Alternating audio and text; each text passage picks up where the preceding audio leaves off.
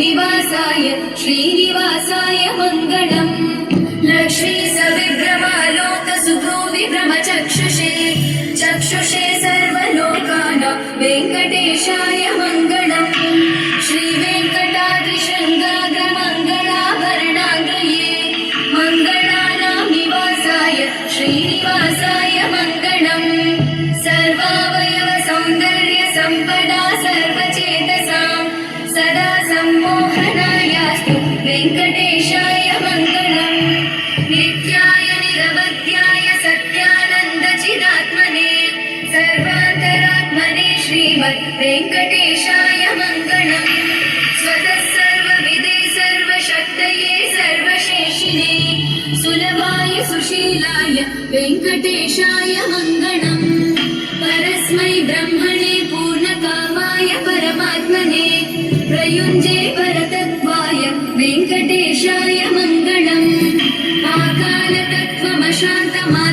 आकालतत्त्वमशान्तमात्मनामनुपश्यताम् अतृप्त्यमृतरूपाय वेङ्कटेशाय मङ्गलम्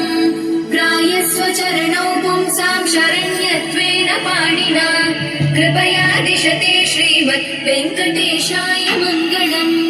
दयामृततरङ्गिन्यास्तरङ्गैरिव शीतलैः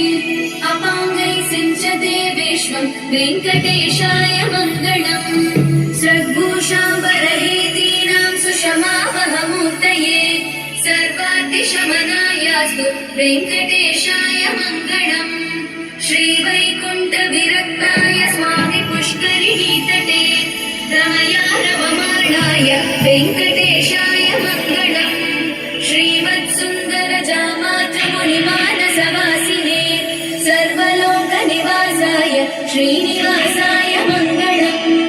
मङ्गलाशासनपरैर्मदाचार्यपुरोगमैः सर्वैश्च पूर्वैराचार्यैः सत्कृतायास्तु